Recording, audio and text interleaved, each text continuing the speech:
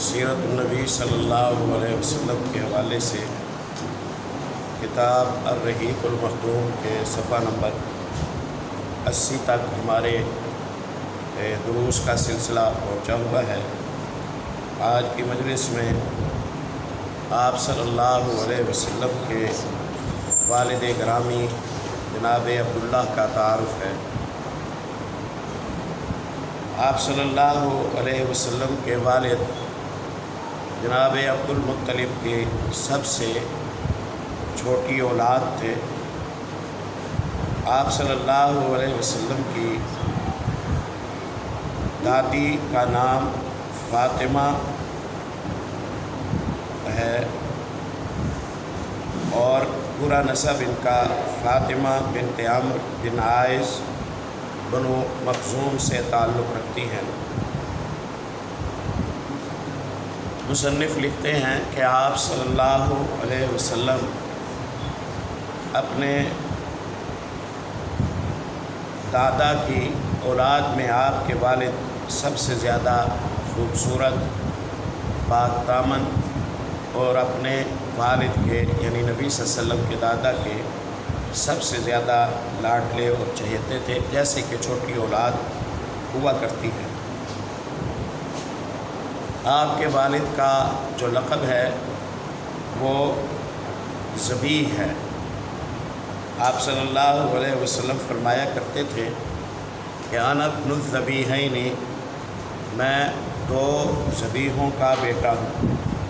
واقعہ پیچھے میں ذکر کر چکا ہوں گا کہ جب جناب عبد المطلب کی سربراہی کے حوالے سے بنو عبد مناف وغیرہ نے دسترس کی اور مکے کے حرم کے انتظامات اپنے قبضے میں لینے کی کوشش کی، تو جناب عبد المطلب نے اپنے ماموں کو لکھا، وہ آئے اور آ کر قبضہ چھڑا گئے۔ لیکن یہ بہرحال ایک مستقل مشکل تھی کہ ہمارے دفاع کے لیے یا ہماری سربراہی اور ہمارے منصب کے دفاع کے لیے مدینہ سے افراد کو بلایا جائے، کوئی کب تک کسی کے لیے کتنی قربانی دیتا رہے گا۔ اس کے لیے جناب عبد المطلب نے اللہ تعالیٰ سے دعا کی کہ اللہ مجھے 10 بیٹے نصیب فرما، وہ جوانی کو پہنچیں، اس قابل ہو جائیں کہ وہ میرے دست و بازو بنیں، میرے ساتھ کھڑے ہوں اور دفاع کے لیے میری کسی اور سے التجا کرنے کی جو مجبوری ہے، محتاجی ہے، یہ ختم ہو جائے۔ اللہ نے دعا کو قبول کیا۔ عبد المطلب کے 10 بیٹے ہوئے۔ ہم نے پیچھے ان کے نام پچھلے سبق میں ذکر کیے ہیں۔ آخری بیٹے جناب عبداللہ ہے جو رسول اللہ صلی اللہ علیہ وسلم کے والد گرامی ہیں۔ جب عبداللہ اپنی قوت و جوانی کو پہنچ گئے تو جناب عبد المطلب کو اپنا وعدہ اور اپنی منت یاد آئی۔ انہوں نے اپنی اولاد کو جمع کیا اور ان سے کہا کہ میں نے تو یہ منت مانی تھی، اب منت پوری کرنے کا ٹائم آ گیا ہے۔ تو سب بچوں نے رضامندی ظاہر کی کہ ٹھیک ہے، آپ قرآن اندازی کر لیجئے، جس کا نام آئے اسے قربان کر دیا جائے۔ عبد المطلب حبل بت کے مجاور کے پاس گئے، جو اس وقت کا طریقہ ہوتا تھا، اور اس سے جا کے کہا کہ قرآن اندازی کرو اور دیکھو کہ تیروں کی گردش میں کس کا نام نکلتا ہے۔ دور جاہلیت کے لوگوں نے بتوں کی عبادت کا سلسلہ اس طرح بنایا ہوا تھا کہ بت کے ساتھ ایک مجاور کو بٹھاتے تھے، اس مجاور کے پاس ترکش میں 3 تیر ہوتے تھے، ایک میں لکھا ہوتا تھا یہ کام کر لے، ایک میں لکھا ہوتا تھا کہ یہ کام نہ کر، اور ایک تیر خالی چھوڑا جاتا تھا۔ اس کے علاوہ رشتوں و نعتوں کے حوالے سے، جنگی معاملات کے حوالے سے، منتوں کے حوالے سے بھی اس طرح کے تیروں کی ورائٹی انہوں نے جو ممکنہ سوالات ہوتے ہیں وہ بنا رکھی ہوتی تھی اب جناب عبد المطلب آئے مجاور کے پاس کہ تیروں کو گردش دو اور دیکھو کہ میرے کس بیٹے کی قربانی بنتی ہے۔ تو اسلام کے تیروں کو اس نے چلایا۔ یہ شرکیہ طریقہ ہے۔ امت مسلمہ کو نبی مکرم صلی اللہ علیہ وسلم نے اس سے منع فرمایا ہے۔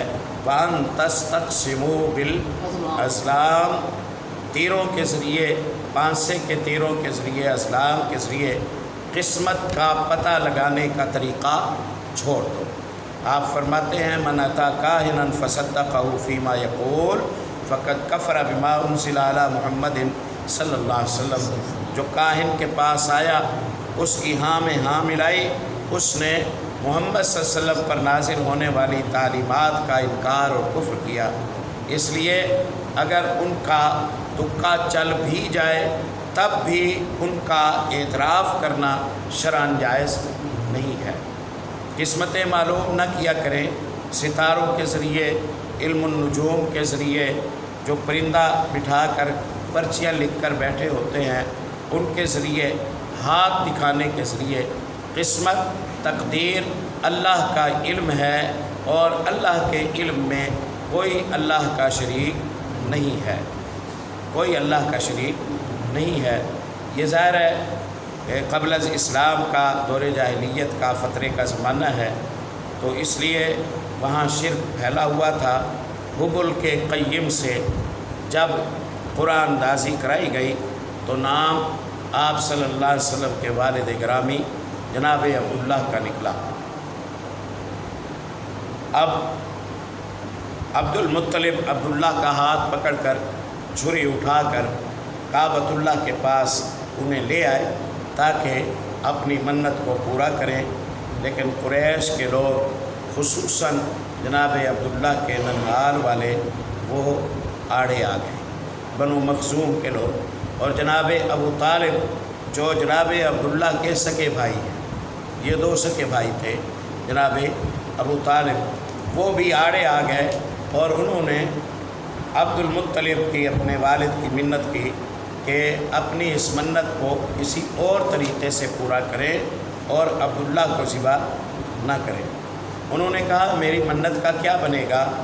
کہا کہ اس سے بڑی حیثیت والا ایک منصب ہوتا تھا، ایک عرافہ، ایک جادوگرنی، ایک کاہنہ ان کے یہاں مقرر ہوتی تھی، جو ان کے معاملات کو کے فیصلے وغیرہ کیا کرتی تھی اور مذہبی رہنما سمجھی جاتی تھی۔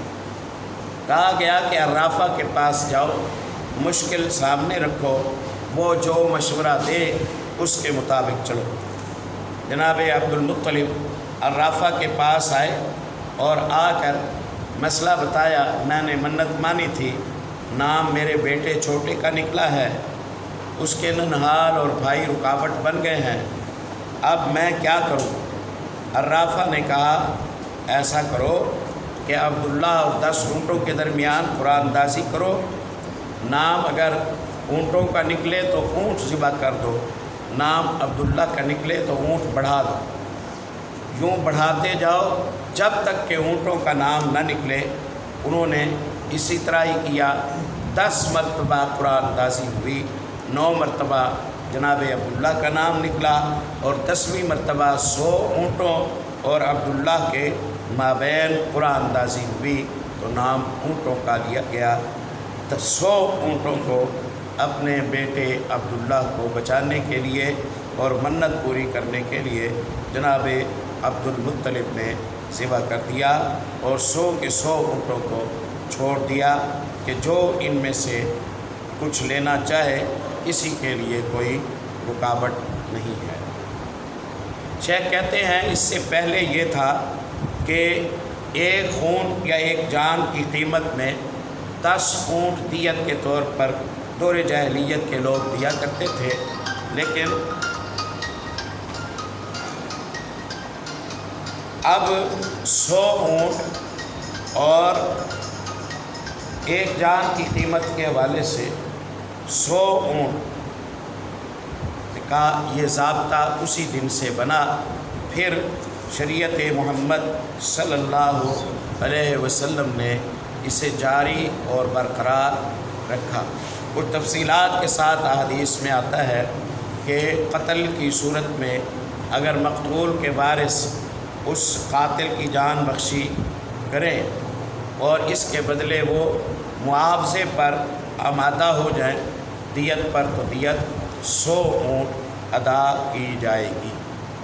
یہ 100 اونٹ یہاں سے شروع ہوئے اور پھر شریعت محمد صلی اللہ علیہ وسلم نے اسے جاری رکھا، کیونکہ ایک خوشی کی فضا بن گئی۔ وہ صدمے اور پریشانی اور بے قراری کی صورت ختم ہو گئی تھی۔ تو سیر نگار لکھتے ہیں، کہتے ہیں کہ پھر جناب عبداللہ کی اسی موقع پر شادی کر دی گئی۔ شادی ہوئی جناب عبداللہ کی پیارے نبی صلی اللہ علیہ وسلم کی والدہ آمنہ بنت وہب بن عبد مناف بن زہرہ بن کلاب کے ساتھ جناب عبداللہ کی شادی ہوئی۔ ان کے والد اپنے رتبے اور اپنے مقام کے حساب سے اپنی قوم کے صاحب حیثیت، بنو زہرہ کے صاحب حیثیت سربراہوں میں سے تھے۔ مکے میں ہی ان کی رہائش تھی۔ رخصتی ہو گئی اور کچھ عرصہ ایک ساتھ زوجین رہے۔ پھر اس کے بعد جناب عبداللہ کو ان کے والد عبد المطلب نے مدینے روانہ کیا کہ آپ مدینے سے جا کر کچھ کھجوروں کی خریداری کر آئیں، اور بعض نے یہ لکھا ہے کہ جناب عبداللہ تجارتی قافلے کے ساتھ شام کی طرف روانہ ہو گئے۔ بہرحال جو بھی سبب تھا وہاں گئے، اور واپسی پر مدینے میں آپ صلی اللہ علیہ وسلم کے والد گرامی بیمار ہو گئے اور وہیں ان کی وفات ہو گئی۔ نابغہ جعدی ایک شخص ہے، اس کے مکان میں انہیں تدفین ان کی گئی۔ اس وقت آپ صلی اللہ علیہ وسلم کے والد کی جو عمر تھی وہ 25 برس تھی۔ اکثر مورخین کا کہنا ہے کہ آپ صلی اللہ علیہ وسلم کی ابھی پیدائش نہیں تھی، بطن مادر میں ہیں آپ صلی اللہ علیہ وسلم۔ بعض نے لکھا ہے کہ آپ کے والد کی وفات سے 2 ماہ پہلے آپ کی پیدائش ہو چکی تھی، لیکن زیادہ علماء کا جو خیال ہے وہ یہ ہے کہ نہیں، پیدائش چند ماہ کے بعد ہوئی۔ ترکے میں جناب عبداللہ نے 5 اونٹ چھوڑے، بکریوں کا ایک ریوڑ چھوڑا اور ایک حبشی باندی برکت نامی جو ایمن کے نام سے مشہور ہیں، رضی اللہ تعالی عنہ، نبی کریم صلی اللہ علیہ وسلم کی ماں کی طرح ہیں، اور آپ صلی اللہ علیہ وسلم نے ان کی گود میں پرورش پائی ہے، اور آپ صلی اللہ علیہ وسلم ان کے ساتھ ویسے والہانہ محبت فرماتے تھے جیسے آپ صلی اللہ علیہ وسلم کی حقیقی ماں۔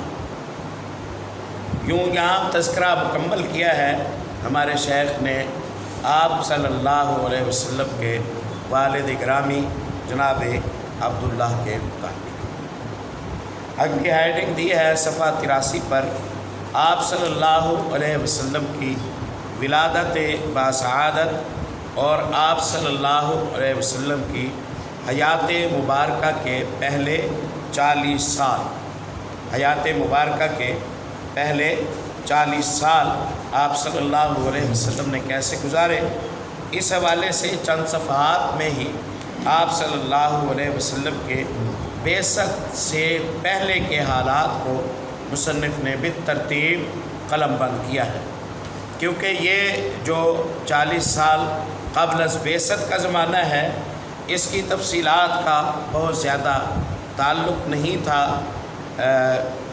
ہمارے اس موضوع کے ساتھ، کیونکہ اہل اسلام آپ صلی اللہ علیہ وسلم کی پہلی وحی سے لے کر آپ صلی اللہ علیہ وسلم کی حیات مبارکہ کی آخری سانس تک کے جو حصے ہیں اس کے مکلف اقتداء ہیں، اس لیے ان 40 سالوں پر ایک طائرانہ بات کی ہے مصنف نے۔ ولادت باسعادت، مصنف کہتے ہیں کہ شعب بنی ہاشم میں، بنی ہاشم کی گھاٹی میں 9 ربیع الاول عام الفیل سوموار کے دن صبح کے وقت آپ صلی اللہ علیہ وسلم کی پیدائش ہوئی۔ شاہ ایران نوشیروان کی تخت نشینی کو اس سال 40 سال مکمل ہو چکے تھے، اور انگریزی عیسوی تاریخ 20 یا 22 اپریل 571 عیسوی ہے، علامہ سلیمان منصور پوری رحمۃ اللہ علیہ کی تحقیق کے مطابق۔ یہ بہت زیادہ قابل غور بات نہیں ہے، یا کوئی استدلال اس پر نہیں رکا ہوا کہ اس کی تحقیق کی جائے کہ آپ صلی اللہ علیہ وسلم کی پیدائش 9 کو ہوگی یا آپ صلی اللہ علیہ وسلم کی پیدائش 12 کو ہوگی۔ اگر آپ صلی اللہ علیہ وسلم کی ولادت باسعادت کو 12 تاریخ ربیع الاول کی 12 تاریخ میں بھی مان لیا جائے، تب بھی 12 ربیع الاول کو بطور عید اپنانے اور منانے کے لیے اہل اسلام کو کھلے اور کھرے لفظوں میں قرآن و سنت کی صریح دلیل کی ضرورت ہوگی، اور اللہ کے رسول صلی اللہ علیہ وسلم کے ساتھیوں نے ان ایام کو کیسے گزارا، اہل اسلام کو اسے پیش نظر رکھنا ہوگا، ورنہ معاملات میں ایک پھیلاؤ پیدا ہو جائے گا، اور یوں شریعت اسلامیہ اپنی خالص کیفیت کو متاثر کر بیٹھے گی۔ اہل اسلام کو اس پر غور کرنا چاہیے۔ جب میلاد کی عید منانے کے حوالے سے کوئی نقطۂ نظر پیش کیا جائے کہ جی یہ نبی مکرم صلی اللہ علیہ وسلم سے تعلق نہ رکھنے والی ایک رسم ہے، جسے لوگوں نے اپنی ثوابدید یا محمد الرسول اللہ صلی اللہ علیہ وسلم کے ساتھ والہانہ محبت کے پیش نظر خود سے بنا لیا ہے، اللہ کی طرف سے منزل نہیں ہے، نہ یہ کتاب و سنت سے تسلیم شدہ ہے، تو احباب کو یوں نہیں دیکھنا چاہیے کہ جی جو شخص میلاد کے حوالے سے یہ نقطہ نظر رکھتا ہے وہ پیارے نبی صلی اللہ علیہ وسلم سے محبت نہیں کرتا ہے۔ اللہ کی زمین پر کوئی ایماندار اس وقت تک صحیح الایمان نہیں ہو سکتا جب تک کہ وہ پیارے نبی صلی اللہ علیہ وسلم سے اپنی جان سے بھی بڑھ کر محبت نہ کرتا۔ بات محبت کی تو نہیں ہے پیارے بھائیوں، بات تو جس ذات سے محبت کی ہے اسی کے فیصلے پر رکنے کی ہے، اسی کی بات کو حرف آخر کہنے کی بات ہے، اسی ذات گرامی صلی اللہ علیہ وسلم کی اقتداء کی بات ہے، جن کی شریعت کے نزول کے بعد شریعت ابراہیم علیہ السلام، شریعت موسیٰ عیسیٰ علیہ السلام منسوخ ہو گئی، جن کے فرمان کے مقابلے میں اگر تمام انبیاء کا ثابت شدہ فرمان آ جائے تو اہل اسلام کا نقطہ نظر یہ ہے کہ تمام انبیاء کے اس فرمان کو منسوخ سمجھا جائے گا، اور محمد الرسول اللہ صلی اللہ علیہ وسلم کی بات کو حتمی اور فیصل قرار دیا جائے گا۔ یہ تو الٹا پیارے نبی صلی اللہ علیہ وسلم کی عظمت شان کو ثابت کرنے والی بات ہے کہ آپ صلی اللہ علیہ وسلم کی بات پر ایک امتی اڑ جائے کہ مجھے منوانا ہے تو پیارے نبی صلی اللہ علیہ وسلم کا طریقہ لاؤ، تو قابل داد ہے، وہ تو قابل تعریف ہے، اس کا ایمان تو عمدہ اور پسندیدہ ہے کہ وہ نبی صلی اللہ علیہ وسلم سے ایک قدم آگے نہیں بڑھنا چاہتا، قرآن پر عمل کرنا چاہتا ہے۔ لا تقدموا बैन यदैहिल्लाहि व रसूलिही वत्तकुल्लाह, वो काबिल मज़म्मत नहीं है, वो काबिल मज़म्मत नहीं है। फिर तारीख़ लोगों को नहीं भूली है। थोड़ा ही अरसा पहले हमने बाज़ मामलात शुरू किए जिनकी वजाहत का ये मौका नहीं है, और फिर वो हम बढ़ते चले गए और हमने मामले को कहाँ से कहाँ तक पहुँचा दिया, हत्ता कि अहलुस सुन्ना के मुनसिफ मिजाज, शऊरमंद और संजीदा उलमा भी वो इस किस्म की सूरत पर आज नाराज़गी का इजहार करते हैं और अवाम को रोकते हैं। भला विलादत मोहम्मद रसूलुल्लाह सल्लल्लाहु अलैहि वसल्लम के साथ आलात मूसीकी का क्या ताल्लुक़ बनता है? रक़्स का, नाचने का, लुड्डियाँ डालने का क्या ताल्लुक़ बनता है? दुल्हनें बना कर स्टेजों पर गैर महरम बच्चियों को बिठाने का भला क्या ताल्लुक़ बनता है? ये एहतराम मोहम्मद रसूलुल्लाह सल्लल्लाहु अलैहि वसल्लम की कैसी सूरत है? हमें इस हवाले से संजीदा होना चाहिए। हम जिस तबके के साथ भी वाबस्ता हों उन्हीं से ही फ़ैसला करा। हमारा यकीन है कि अहलुस सुन्ना अवामुन्नास अपने मोहतरम उलमा के पास जाकर अपने इक़दामात से पहले मसला पूछ लेते तो शायद मामला इस हद तक आगे न बढ़ता। ये तो ऐसा किया गया कि अपने ही बुज़ुर्गों और उलमा से पूछने तक की ज़हमत नहीं की गई। राहों में कार्टून्स बने हुए, राहों में मुख्तलिफ़ किस्म के रक़्स, नाचने गाने की कैफियतों का नज़र आना। ला हौला वला कुव्वता इल्ला बिल्लाह। प्यारे भाई, बात कहाँ से कहाँ चली जाएगी। शरीयत मोहम्मद सल्लल्लाहु अलैहि वसल्लम खुराफात में दब के रह जाएगी, इस मुआशरे और कौम में अजनबी हो जाएगी। क्या फ़ायदा हुआ मुहद्दिसीन का हदीसें जमा करने का, रसूलुल्लाह सल्लल्लाहु अलैहि वसल्लम के इशारात, खामोशियाँ, आपके फ़रामीन, आप सल्लल्लाहु अलैहि वसल्लम के मामलात को जमा करने का? अगर हमने अपनी मर्ज़ी करनी थी तो इल्म हदीस की, इल्म सुन्नत की, तफासीर की, कुरान पाक की, दीन इस्लाम के मुताल्लिक़ कुतुब की, लाइब्रेरियों की, उलमा की, मदारिस की भला क्या ज़रूरत पड़ी? जब हम मामलात को अपने हाथ में लेते हैं तो हमारे नज़दीक चाहे हम शऊर रखते हों, चाहे हम नादानिस्ता कर रहे हों, हमारे नज़दीक वो इल्म जो नबी सल्लल्लाहु अलैहि वसल्लम का पाबंद करने वाला है और आपका तारुफ़ करने वाला है, वो इल्म बेवक़्त हो जाता है।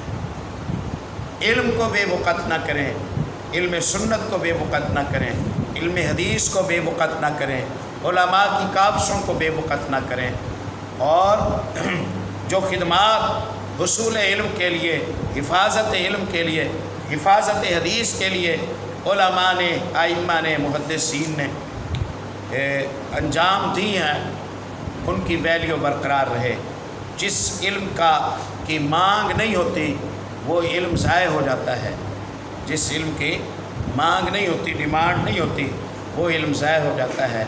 हमने ये क्या किया कि हमने मांगा नहीं वो इल्म और हमने खुद से कुछ ना कुछ बनाया, वो इल्म बेकार हो गया। अल्लाह ताला हमें समझने की तौफीक नसीब फरमाए। मामलात को हमदर्दी के साथ, खैर खाही के साथ, अल्लाह के डर की बुनियाद पर समझने की तौफीक नसीब फरमाए और हम सब को संजीदगी और अपनी हुदूद समझने की तौफीक नसीब फरमाए। आप सल्लल्लाहु अलैहि वसल्लम के जब विलादत हुई तो मुअर्रिखीन लिखते हैं कि आप सल्लल्लाहु अलैहि वसल्लम की विलादत के मौके पर कुछ अलामात ज़ाहिर हुई, जिनमें ईमान किसरा यानी किसरा का जो असम्बली हाल था या जो उसका कसर था, उस कसर के किंगरे थे, 14 किंगरे थे। आप सल्लल्लाहु अलैहि वसल्लम की पैदाइश वाले दिन अल्लाह का करना वो गिर गए और ईरानियों का आतिशकदा आग की वो पूजा करते हैं और करते थे, और आतिशकदा सदियों से जल रहा था और उनका मोहतरम तरीन इंसान जो होता था वो उस आग की हिफाजत पर मामूर होता था। यह आतिशकदा अचानक ठंडा हो गया, बुहीरा साबा का पानी खुश्क हो गया, گرجے منہدم ہو گئے۔